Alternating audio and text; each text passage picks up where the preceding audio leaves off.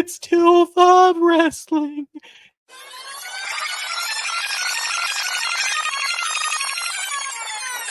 I have Till 5 Wrestling.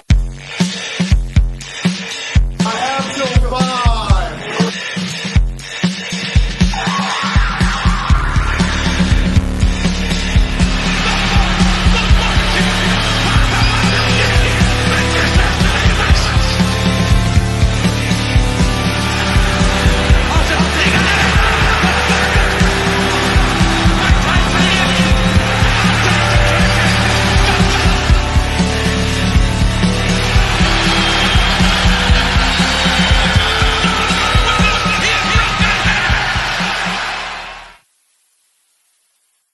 Oh, yes, it's Till 5, and we're live, pal. Hi there, my name's the Notorious ATB. This is Just Incredible. We're Till 5 Wrestling, and we've got 5 more segments for every one of you out there that are watching, listening, and enjoying our show.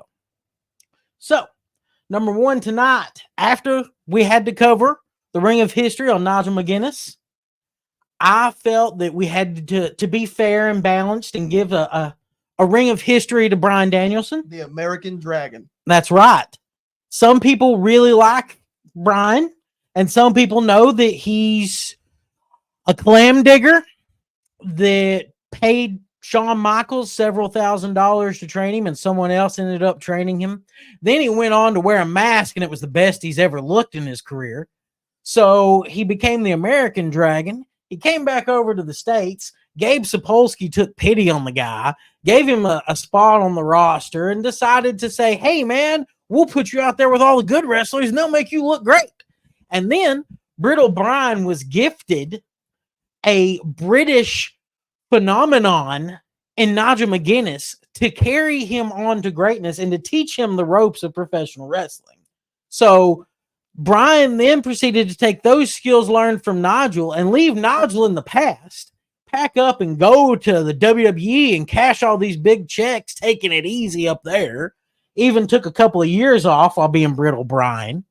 So then he acts like his career is over because he got hit in the head one too many times. But instead, he becomes general manager, makes this miraculous comeback, still manages to dodge Nigel some more, because Nigel never got that opportunity to make it there. So then, when Nigel finally shows up and does commentary, Bryan packs up his bags and heads over to AEW, where they hire Nigel in, and Bryan makes sure that Nigel is on the Collision show where Bryan's not going to be on. And then some things happen, and Bryan starts showing up, and he still won't even look Nigel in the eye. He still goes on to say that Nigel couldn't handle him in a press conference afterwards.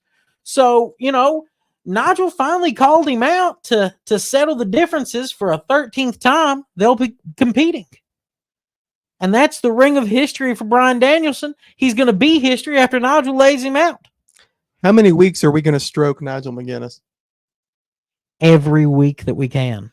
Well, let's at least talk about some facts with Bryan Danielson. At the very least, let's talk about some great matches outside of the Nigel McGuinness feud. Do you have anything that springs to mind?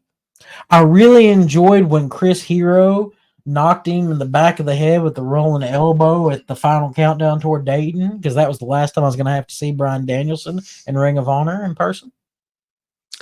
Alrighty. Well, I like his match with Roderick Strong at Supercard 06. I think that's a really good match.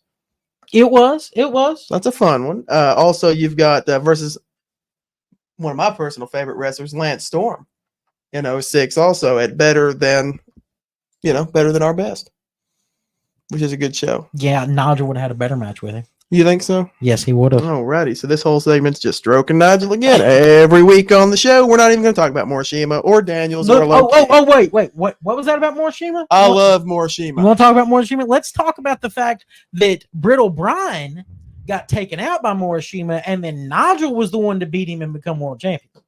Nigel got that job done. That is true. Nigel didn't get the job done against Morishima. Mm-hmm. But you know who headlined WrestleMania? Triple H. Brittle Bryan. Brittle Bryan. Maybe the greatest in-ring performer ever. To a lot of people. To a lot of people, yes. But did Bryan ever get to share the ring with the actual greatest wrestler of all time, especially in the United States, Kurt Angle? No, he didn't. That's true. That was Nigel. Nigel went on to have those bangers. As Desmond Wolfe As in Desmond TNA. Wolfe in We'll get TNA. into that a little later also. Uh-huh. At the very least, let's credit Danielson for being as great as he was. Now, you can say what you want to, and this is 50% on Nigel, too, for Nigel's greatness, because as you know, and as all these Teal Fivers know, I also love Nigel McGuinness a great deal. I will legitimately say that probably the consistently greatest wrestling rivalry is Nigel McGuinness and Bryan Danielson. Yep. I will say that Bryan Danielson is a top 10 in-ring performer all time. But I still like Nigel more. And that's a fair point. So, is there anything else that we need to cover about Clam Digger? I mean, you know, everyone knows what he's accomplished, how many championships he's won. We don't need to sit here and go through all the championship wins, whether that be in Ring of Honor or PWG or WWE. We don't have to go through all that. The simple fact is, Bryan Danielson's fantastic. We're both very excited for Sweeter by the Dozen with Nigel McGuinness. Well, we will be discussing Nigel in our first Facebook Live, where we will be joined by Professor Bear and Juicebox. I'm really looking forward to Juicebox letting us know what it's like to have been in Arthur Ashe for that match. Now, our live is 2 days after the match because we want everybody to get a chance to see it. So we can all have a nice round table about that in the Knights of the Squared Circle. Hopefully, Bryan Danielson is able to be a man and step up to Nigel McGuinness and Arthur Ashe. Unlike Hulk Hogan and our reluctant review this evening, the Be a Man album by Macho Man Randy Savage. And that's one. Let's get into this. Reluctant reviews, Be a Man, Randy Savage. Wow. Look, I won't say that it's Wu-Tang's 36 Chambers, okay? Close as he's gonna get. I won't say that it's Insane Clown Posse's The Amazing Jekyll Brothers. Blows that out of the water every time. Look, you can hate, but they've done more in pro wrestling than you'll ever do, pal. We'll see about that, pal. So Macho has this album, and it is laced with disses and digs at other wrestlers, especially Hulk Hogan. Even though Hogan claims that they buried the hatchet. Well, I guess it's because Hogan wasn't being a man. That's right, because that is the title track off of the album. Be a man. Be a man. You know, be a man, Hulk. Don't be scared. Love it. That wasn't prepared. Legitimately, I bought this album the day that it came out. Yeah, I bet. I have my dad. Well, my dad had to go because I wasn't old enough to drive. Mm-hmm. My dad went to our local Sam Goody and bought one of 2 copies that they had. The employee had to go hunt it down for him. And my dad asked for and received the Macho Man's Rap album that came with a poster.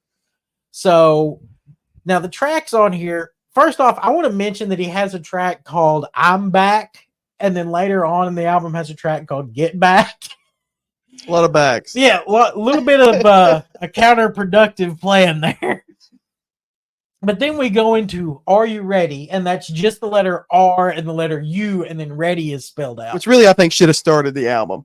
Are you ready? Because it would have made sense to be like, all right, guys, are you ready? Yeah. Here's a terrible album. Well, they had that intro. They had that intro where he came in and he was like, oh, yeah, Macho Man Randy Savage 2003, I'm back. Should have went straight into Are You Ready right after that. Well, it went into I'm back because he was back. Even though he only wrestled like 2 matches. You know, I did listen to the album. Uh-huh. You, sir, are quoted as being not only a Limp Bizkit fan, but an Insane Clown Posse fan. Is that true? Yes, I do enjoy IC. So when you told me that this album ruled, I never hesitant. said this album ruled. I said that it was hilarious. I got receipts. Joe knows. But anywho, so Be a Man. This might be Not as bad as any ICP record, and not nearly as bad as Nookie by Limp Bizkit, but it's really bad.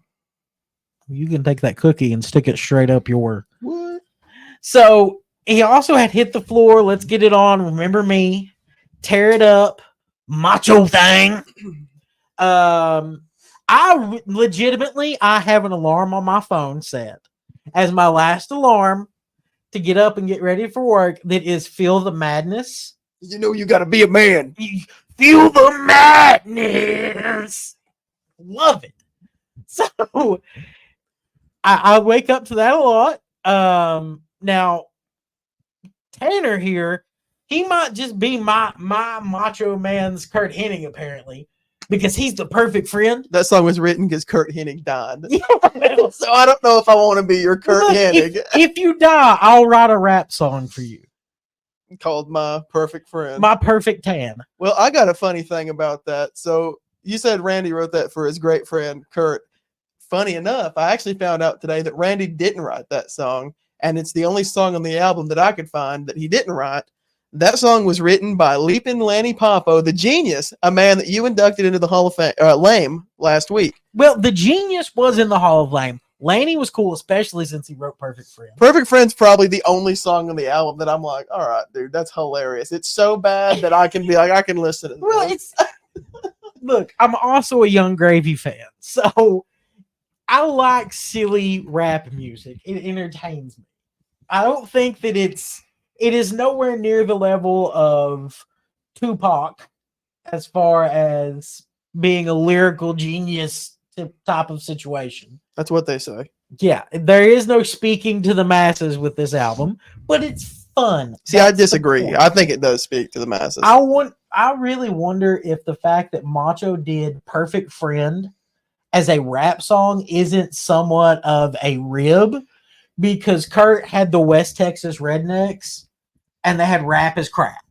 And I would leave it to the rest of the 80s to rib their dead friends to get like one last pop. Oh, absolutely. Yeah. Yeah, like I hope that Kevin Nash like walked in and asked people, did you come here for the bad guy? Yeah. Did you come here for Big Daddy Cool?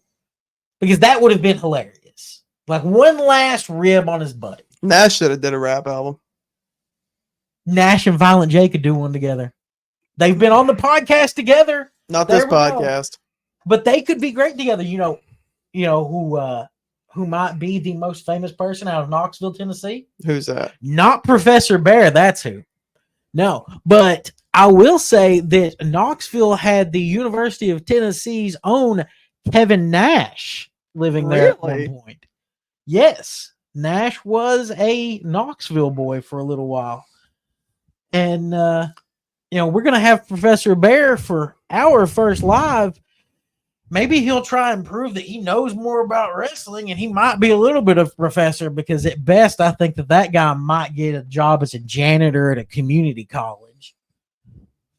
I think you're super duper jealous of the accolades of Professor Bear. Now, some would say, Aaron, you're so new into this line of work. What makes you think you can best the king of podcasting, Professor Bear? Future Hall of Famer, Professor Bear. Maybe a future Hall of Lamer, Professor Bear. Huh? Huh? Yeah. I can't wait till you come on the show, Professor Bear, and you school this clown.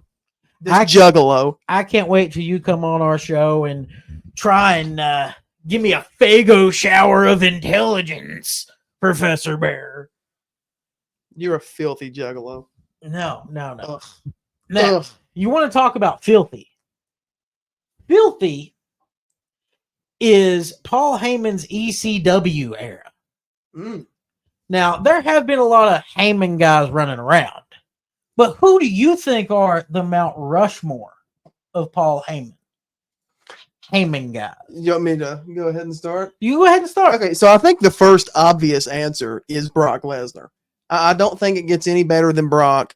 That was the first big notable name that Heyman did in WWE.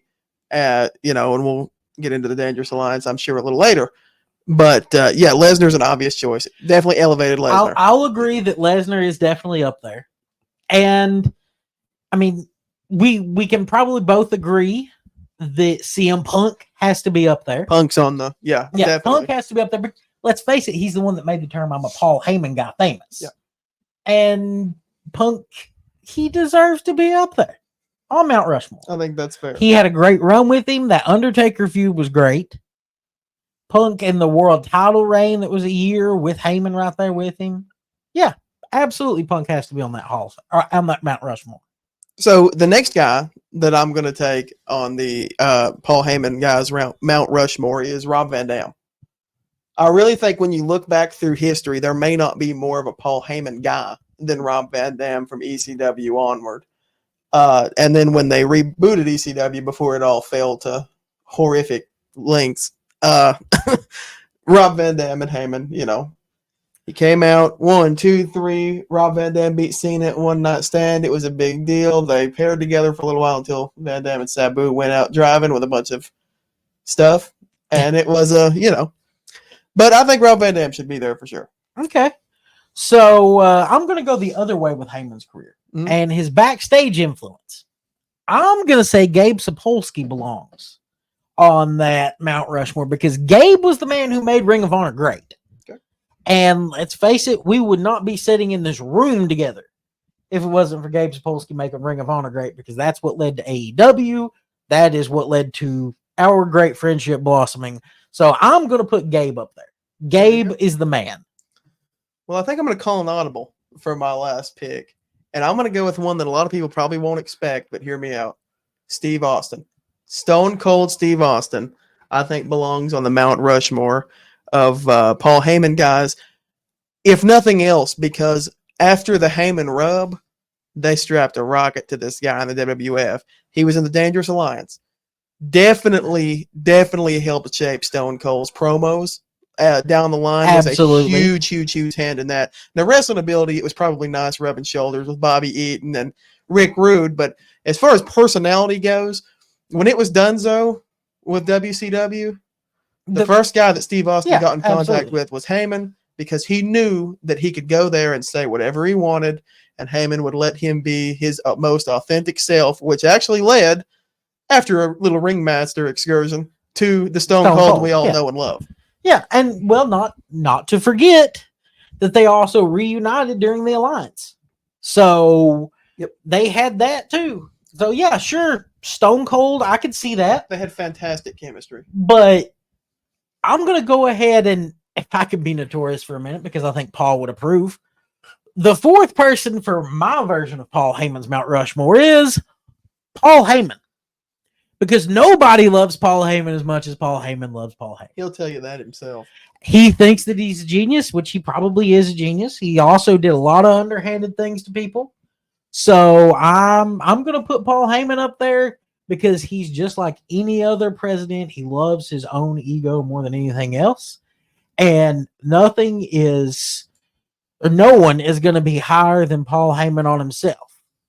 And even though he ran through ECW and those guys were beaten up and battered by the time he was done with them, hopefully a lot of them have moved on to better remedies than what happened to, the Mike Awesomes and the Chris Candidos. The drug use there was really hard on them.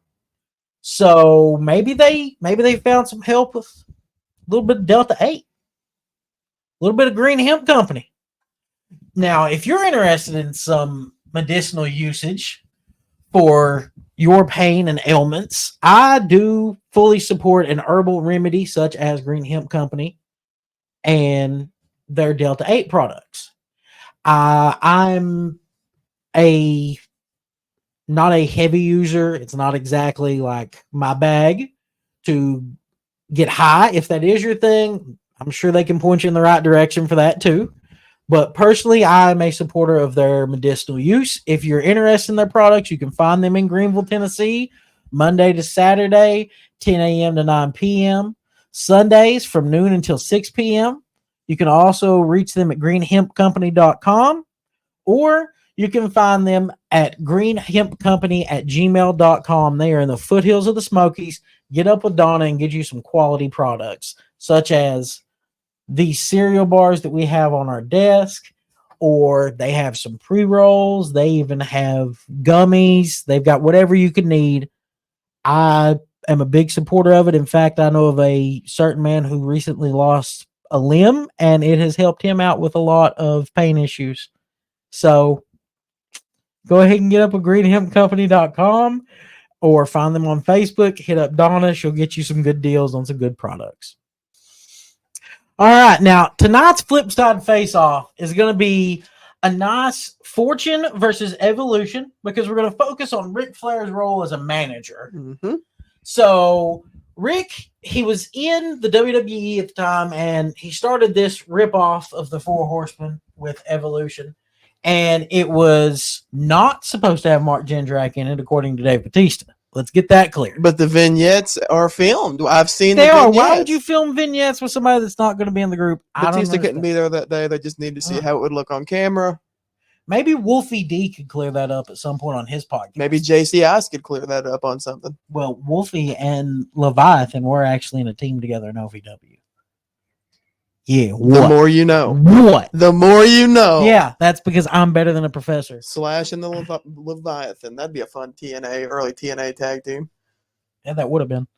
Maybe we'll get that in a blind bag someday. Be fun. But the flip side face-off, we've got Flair, Batista, Orton, and Triple H in this nice little four-man unit that, honestly, other than Triple H giving me nightmares with that reign of terror and the World Heavyweight Championship, I don't remember a lot about it. So Triple H, he held the title, and then he lost it to he who shall not be named, according to the WWE, but Chris Benoit was that World Champion. Benoit held that belt, and then he lost it to a young Randy Orton. Mm-hmm. And Triple H gave him a thumbs down, turned on him. Orton became a babyface and then was a horrible character for a while. It was essentially the end of Evolution at that point, because Batista ended up turning not long after. Yep. And there you go. So Evolution was about the world title scene for a while. After Orton's really bland babyface run, out of the darkness came the Legend Killer, which was a fun run. It was. The Legend Killer was a blast. It was. Kind of like that mug was a blast when we got it in. Look at that. Till 5 Wrestling Podcast. Exclusively at redbubble.com. Yeah. We've got stickers at Redbubble, magnets, everything that you could possibly want. Exclusively at redbubble.com. Yeah, you can find all of that on our Facebook and our link tree. But Rick, after he had this epic retirement in the WWE, he ran off to TNA. Started to call it WCW. What was the difference at that point? Yeah, at that point there wasn't one.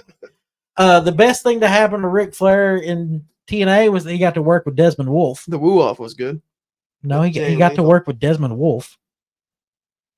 We're not doing that again. No, let's just get into Fortune. Desmond Wolfe was in Fortune, though. No.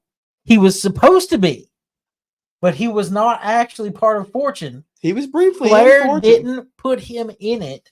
He chose Kazarian and Daniels to be in it.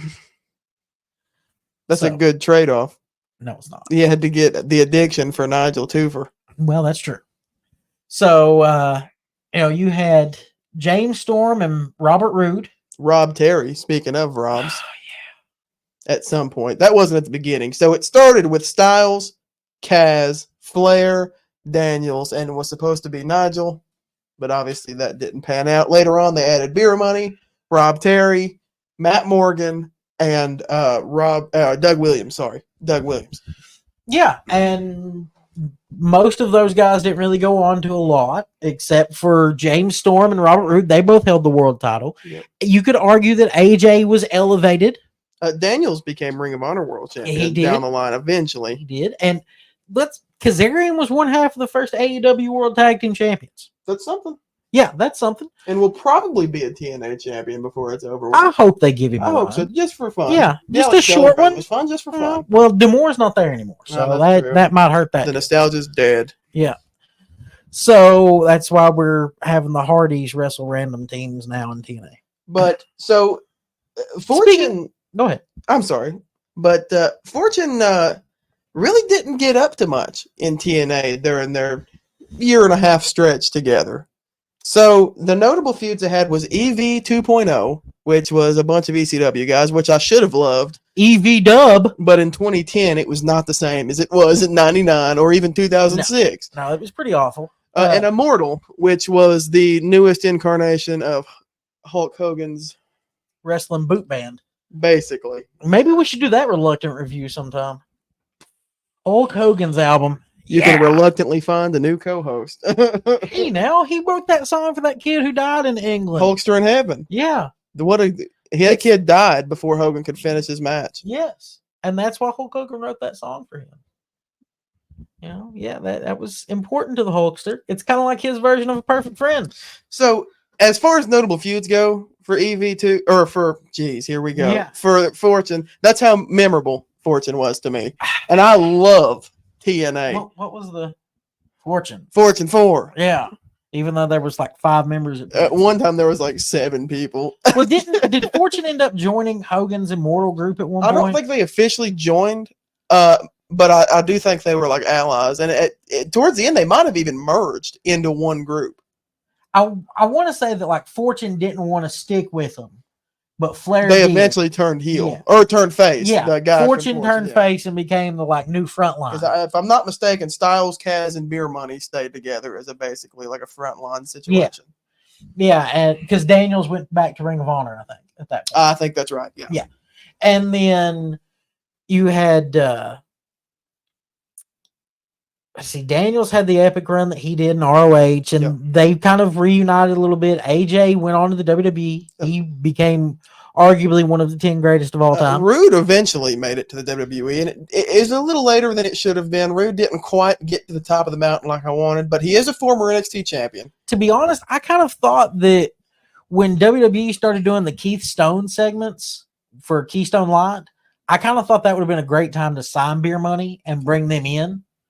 And you could have had Beer Money and the Keith Stone all like work to promote the brands together. It's sort of criminal that Beer Money never had a WWE run, or at least a run somewhere. And obviously AEW wasn't around yet, where they could be on a grander scale. Those guys were fantastic together and separately. It worked out for me personally that James Storm never made it because we got to hang out a lot after some TNA shows. But you're invited to the show, cowboy. I wish that Wolfie, make sure to invite James. It's Dustin Wolf, not Wolfie D. I don't imagine Wolfie D's watching our show yet. Probably not, but maybe we can. Not yet. Not yet. Not yet. Not yet. That's right. So Fortune, I'm willing to admit that Fortune didn't quite last like it should have, and that Fortune was not as important as Evolution. Now, in Evolution, I mean, what you got a notable feud with Mick Foley, which is really always goes back to Flair and Foley's never-ending beef. Let's face it, Evolution got to have a match with the Rock and Sock Connection. That's true. That was cool. Yeah. Booker T and Goldust, which is maybe my favorite Goldust run of his career when he got electrocuted. I was going to say, was that stutter? Yeah, I love his promos. Stutter.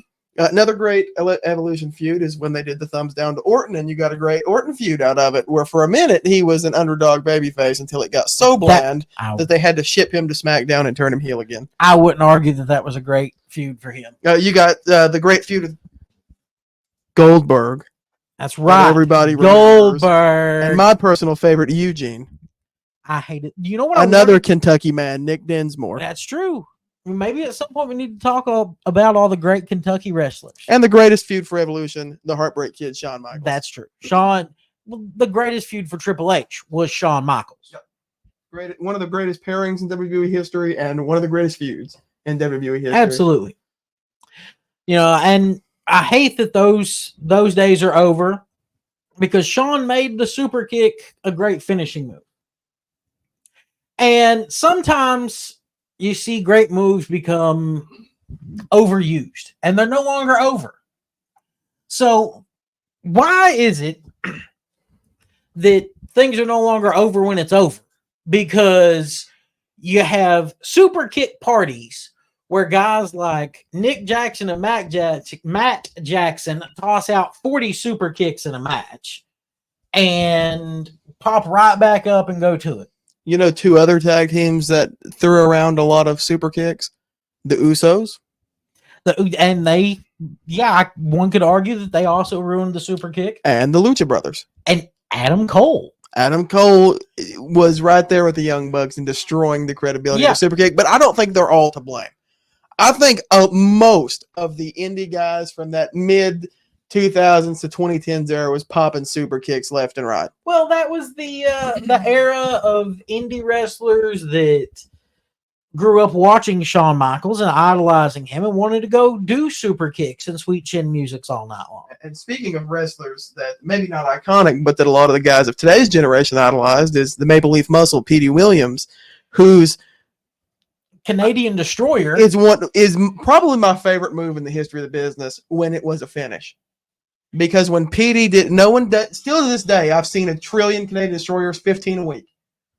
But I have never seen anybody do it like Petey. No, Petey's were always the best, and now he's an agent for the WWE. When Good I think maybe everybody who does a Canadian Destroyer needs to send him a royalty check. Also, up there with the Canadian Destroyer, to me, is the Code Red. Yep. Because a lot of guys saw Amazing Red do that, and it got stolen from him. So everybody does it. Even Dustin Rhodes is out there doing those things. Yeah, you got Darby Allin popping them off left and right. Orange Cassidy's popping them off left and right. Pretty sure Logan Paul hits one at this point. Yeah. Didn't Cena start doing the Code Red? Cena did his U.S. title run. Yeah, because pretty sure he beat Cesaro with it. I'm pretty sure you're right. Yeah. Actually. All right. Well, on top of that, you've got an oldie but a goodie that everyone's talked about for a long time: the DDT. I think the DDT should come back, or even variations like the double arm DDT that Foley hit, or you kind of have that with Mox. It still doesn't quite finish. No, not anymore. It did for a few months. But one of my favorites that I hate that doesn't finish anymore is the Code Breaker. I told you a couple weeks ago while we were texting during Dynamite, I can't remember what match he had, but he did win with a Code Breaker recently. And to my knowledge, that was the only time he's ever done that in AEW. It probably was. I don't remember. Yeah, I don't remember when it happened. I think it was a squash match even, yeah. But I will agree. The Code Breaker and even the Pile Driver used to be a really good good finishing. Man, when Terry Funk hit you with a Pile Driver, it was a done deal. It should be. Yeah, and that was kind of the whole point of those kind of moves. So you got the Famouser. You know, Billy Gunn used to hit the Famouser. That move looked great. Now they take a Famouser and they jump back up and they flop out of the ring like Shawn Michaels versus Hogan. Yeah, I feel like somebody needs to start doing finishing moves that are finishing moves. To the credit of guys like Abyss, you know, that black hole slam, that was a finishing move. Well, you know, and obviously that's been recycled a billion times by a lot of big mans, but it finished. Yeah. When Boss Man hit it, it finished. Yes. It was a finishing move. Why can't we have that with why is it now that we have to have a Powerbomb Symphony? Well, the One-Winged Angel is a great example of a move that does finish. Yeah, most of the time. One time to get kicked out of now. One time that got kicked out of in Japan by Kota Ibushi. When Mox did it, his foot was on the rope, so it doesn't count as a kick out. Oh. He was too close to the ropes. The only time it's ever been actually kicked out of was Kota Ibushi in New Japan. Which was for story purposes. This is a bit of an audible on Tanner here. So why is it that we no longer have referees that can stop a match because they see somebody else getting involved? Like, why isn't that over now?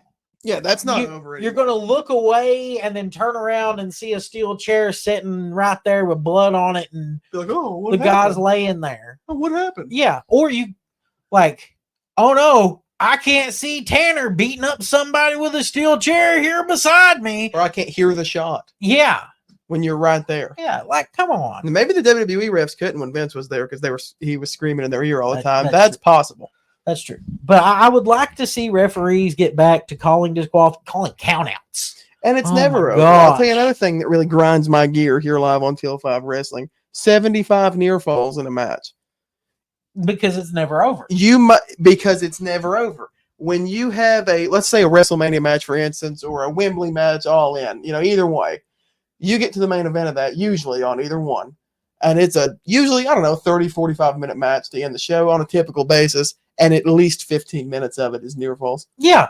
You don't expect Finishers Here's that an- don't finish and near falls make here's up the something to majority think of that about. match. Matches need to be surprising, and we need to have some short matches occasionally that actually end with finisher. I wouldn't be upset if WrestleMania ended with a 10-minute match as long as it told a story and as long as it got the job done. Well, look back at like WCW's last pay-per-view, as bad as they were, they had a squash tag team title match true. with Sean O'Hare and Chuck Palumbo against Totally Buff. Yeah, that's true. That was cool. That popped me. We'll get into that. Yeah, at a later we'll get to date. that at some other point. Don't want to Maybe get too next greedy. week. Don't want to get too greedy on this episode. Yeah. But yeah, I think there's a lot of stuff in the business that doesn't finish anymore, and I just think it's literally never over. And you could even say that as far as wrestling as a whole, there is so much of it. Well, I like the idea Yeah. that wrestling the story never ends. Right. That is the cool it's thing. its own universe. Yeah, it's never over. Yeah. But sometimes we need to at least finish a chapter in about 12 minutes or something like that instead of going on for 30 minutes too long. And I guess does that wrap up things for you tonight, Tan? I think Or that basically do you have wraps any it up. tangents you need to go on? We've got a short one. No real tangents tonight, unless, of course,